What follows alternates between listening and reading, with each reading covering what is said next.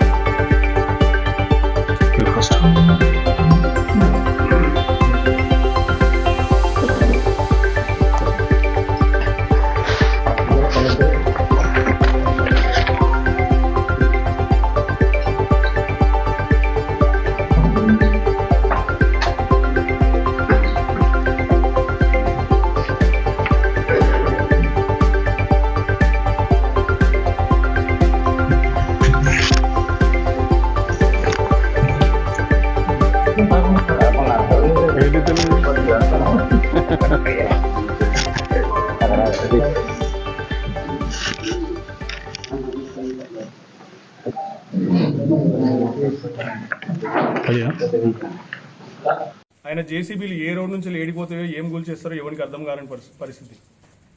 ఆయన కూడా ఇంతవరకు ఎటువంటి విషయం బయట పెడతలేడు, ఏం చెప్తలేడు. ఇవన్నీ కూడా మీరు దృష్టిలో పెట్టుకునే ఖచ్చితంగా రానున్న ఎన్నికల్లో వీళ్లకు కర్రు కాల్చి వాత పెడితేనే కాంగ్రెస్ వాళ్ళకి బుద్ధి వస్తుంది. ఎవరికి వాళ్ళు దందాలు చేయడం శురు చేసేది తప్ప నియోజకవర్గ అభివృద్ధిపై ఎవరికి అవగాహన లేదు, ఎవరికి పట్టు లేదు, ఆలోచన కూడా లేదు. కేవలము ప్రజల్ని భయభ్రాంతులకు గురి చేద్దాము, వెనకాల నుంచి వసూలు చేద్దాం. మక్కాన్ సింగ్ గారు ఎన్నికల ముందు సింగరేణి ప్రాంతం అనుకోండి, మీరు సింగరేణి కంపెనీ అనుకోండి, ఎన్టీపీసీ సంస్థ అనుకోండి, లేకపోతే ఆర్ఎఫ్సిఎల్ అనుకోండి, ప్రతి ఒక్క సంస్థలో అక్కడ ఉన్నటువంటి నిర్వాసితులు లేకపోతే భూ నిర్వాసితులు కానివ్వండి, అక్కడ ఉన్నటువంటి బాధితులు ఎవరైతే ఉంటారో వాళ్ళందరితోని ఆయా సంస్థల మీద వాళ్ళని ఎగేయడము, వెనకాల నుంచి వెళ్ళి వాళ్ళతో లాలూచి పడిపోవడము, కోట్ల కోట్లు దండుకోవడము, ఇది అనాది కాలంగా ఇక్కడ ఉన్నటువంటి వ్యవస్థ. దీన్ని పెంచి పోషిస్తుంది ఇలా మక్కాన్ సింగ్ గారు. ఖచ్చితంగా ఆయన ఇచ్చినటువంటి ఏ ఒక్క హామీకి కూడా ఇలా నిబద్ధతగా పనిచేస్తలేడు. ఇలా ఆయన గెలిపించుకుంది ఎందుకు? ఇక్కడ ఉన్నటువంటి సమస్యలను దూరం చేయడానికి. ఒక్క ఉద్యోగం ఆయన కల్పించిండు ఆ 2 ఏళ్లలో. ఒకసారి ప్రజలు ఆలోచించుకోవాలి. ఒక్క ఉద్యోగం కూడా కల్పించలేదు ఏళ్ళ దాకా. 2023 ఎన్నికలకి ఒక నెల రోజుల ముందు, అంటే నవంబర్ మాసంలో 2023, ఇది ఒకసారి అందరూ గుర్తుంచుకోండి నేను చెప్పేది.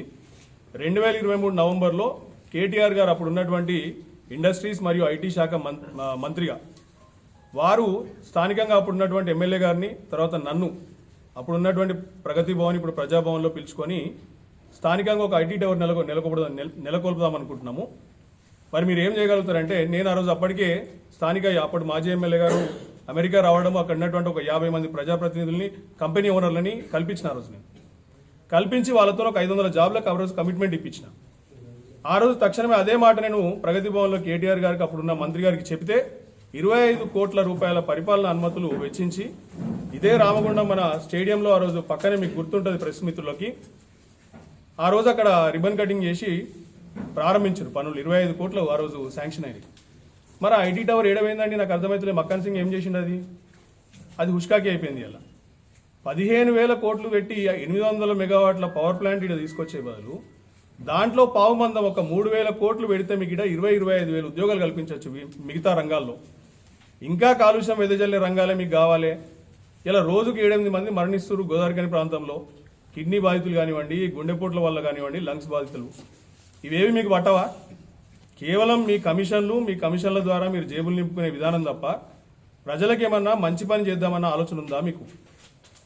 ఒక్క ఉద్యోగం ఎందుకు ఇవ్వలేదు మీరు ఇవ్వలేదు దాకా 2 ఏళ్లలో?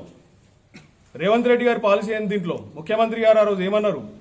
మొదటి ఏడాదిలోనే మీ ప్రధాన నాయకుడు ఎవరుంటారు? రాహుల్ గాంధీ గారు అశోక్ నగర్ హైదరాబాద్కి వచ్చి మొదటి ఏడాదిలోనే 2 లక్షల ఉద్యోగాలు అన్నారు. 2 లక్షలు రామగుండంలో ఎన్ని వచ్చినాయి ఉద్యోగాలు? ఇలా హైదరాబాద్లో నిరుద్యోగులందరూ ఇలా దండయాత్ర చేస్తున్నారు ప్రభుత్వం మీద. ఎక్కడికక్కడ ధర్నాలు చేస్తామంటే వాళ్ళని గుంజుకుంటా కొట్టుకుంటా తీసుకుపోయి లాక్కెళ్తున్నారు. దీని గురించే ప్రశ్నించే నాదులు లేడు. ఇలా ఏం జరుగుతుంది? మీరు రామగుండం మనం ఇండస్ట్రియల్ టౌన్, ఇది ఒక్క నూతన ఇండస్ట్రీ వచ్చిందా ఇక్కడికి? కాలుష్యం వెదజల్లకుండా రాబోయే ఇండస్ట్రీస్ ఏమన్నా వచ్చినాయా? ఏమన్నా ఉద్యోగాలు వచ్చినాయా? రామగుండం ప్రజలు ఇవన్నీ కూడా ఖచ్చితంగా రేపటి రోజున ఆలోచించుకోండి. మీరు ఇంకా మనం ఇదే కాలుష్యంలో బతుకుదాము, ఇట్లనే వాళ్ళ కమిషన్లు దండుకునే ప్రాజెక్టులకు మనము అప్రూవల్ ఇద్దామని అనుకుంటారా మీరు? ప్రజలు కూడా ప్రశ్నించే గుణం పెంచుకోండి, బయటికి రండి. ఇలా మల్లేష్ అన్న ఒక్క అన్న అక్కడ కూర్చొని వాళ్ళ భార్య ఉన్న ఆయన కూర్చొని 15 రోజులలో గవర్నమెంట్ మొత్తం కిందికి దించగలిగారు. మేము అందరం కూడా సపోర్ట్ చేసినాం. అట్లనే మీరు అందరూ కూడా బయటికి రావాలి. రేపటి రోజున మీ బతుకులు మారాలంటే ఖచ్చితంగా బయటికి రండి. ఇక్కడ అరాచకంగా, రాక్షసత్వంగా, కిరాతకంగా పరిపాలిస్తున్నటువంటి ఎమ్మెల్యేని గద్దె దించాలా, ప్రశ్నించాలా ఫస్ట్ గల్ల పట్టుకొని. 46 గుళ్ళను గులగొట్టిండు ఒకటే రోజున దుర్మార్గుడు. బహుశా ఇండియాలోనే, ప్రపంచంలోనే ఎవరి ప్రార్థనా మందిరాలు కూడా ఒకటే రోజు 46 గుళ్ళను గులగొట్టినటువంటి చరిత్ర ఎక్కడా లేదు, మనం వినలేదు కూడా. మొఘల్ రాజులు పరిపాలించినప్పుడు కూడా ఇంత ఒకటే రోజులో ఇన్ని కానీ గులగొట్టలేదు ఎప్పుడు కూడా. 46 గుళ్ళను గులగొట్టి మీరు ఏం మెసేజ్ ఇద్దాం అనుకుంటున్నారు నాకు అర్థమవుతలేదు. మళ్ళీ పోయి ఒక కాడ ఆంజనేయ స్వామి విగ్రహం పెడుతున్నాం, మీరందరూ గమ్మున ఉండాలని చెప్పేసి అంటారు. ఏందన్నట్టు నాకు అర్థమైంది. మీ పాలసీ ఏంటి? ప్రజల విశ్వాసాలని దెబ్బతీయడము, అడిగితే 20 కోట్లతో విగ్రహం కడుతున్నాం అంటారు. దానికి డబ్బులు ఎక్కంచెలు వస్తున్నాయంటే దానికి లెక్కపత్రం ఉండదు.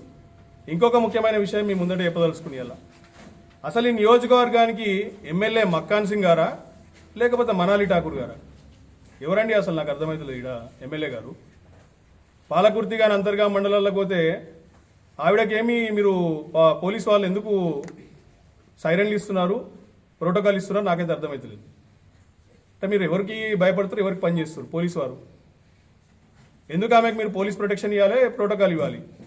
ఆమెకి గవర్నమెంట్లో ఏమైనా పాత్ర ఉంది ఆమెకి? ఇక్కడ తెలంగాణ ప్రభుత్వం ఆమెకి ఏమైనా పాత్ర ఇచ్చిందా? పాత్ర ఇస్తే మీరు పోలీసు వాళ్ళు ప్రొటెక్షన్ ఇవ్వండి. ఎమ్మెల్యే స్థాయి ఉంటే వ్యక్తులకు ఇవ్వాలి, లేదా జడ్పీ చైర్మన్కి ఇవ్వాలి ప్రోటోకాల్ ప్రకారం. ఇది కూడా ఖచ్చితంగా ప్రజలందరూ ఇవన్నీ గమనించండి.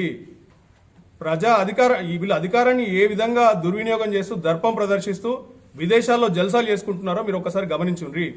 నిన్నగాక మొన్న ఈ ఎమ్మెల్యే ఫోర్స్ చేస్తేనే సింగరేణి ప్రాంతం నుంచి వెళ్ళి 10 కోట్ల రూపాయలు ఫుట్బాల్ మ్యాచ్కి తరలించారు. ఈడ మన ఓసీఫా ఇండ్ల మీదకి వస్తున్నప్పుడు అక్కడ స్ప్రింక్లర్లు కానీ వాటర్ ట్యాంకులు కొనడానికి దగ్గర పైసలు లేవు, బోనస్లు ఇవ్వడానికి పైసలు లేవు, జీతాలు టైంకి ఇవ్వడానికి పైసలు లేవు. సింగరేణి సంస్థని ప్రైవేట్ పరం చేసే విధంగా ఇలా సింగరేణి బాయిలను బ్లాక్లను ఇలా వేలం వేస్తున్నారు.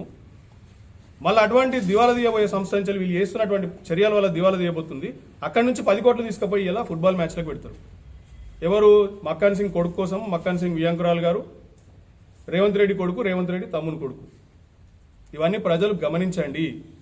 రేపటి రోజున కార్పొరేషన్ ఎన్నికలకు పోతున్న మనం కాంగ్రెస్ పార్టీ చేస్తున్నటువంటి అధికార దుర్వినియోగం, అక్రమ సంపాదన, ఎమ్మెల్యే బెదిరింపులన్నింటినీ కూడా మీరు దృష్టిలో పెట్టుకొని, కూల్చివేతల్ని కూడా దృష్టిలో పెట్టుకొని మీరు ఓటేయండి. ఖచ్చితంగా వీళ్ళకి కర్రు కాల్చి వాత పెట్టి కాంగ్రెస్ పార్టీని బొందబెడితేనే ఇక్కడ ఖచ్చితంగా మీ సమస్యలు తీరుతాయి. ధన్యవాదాలు. Thank you.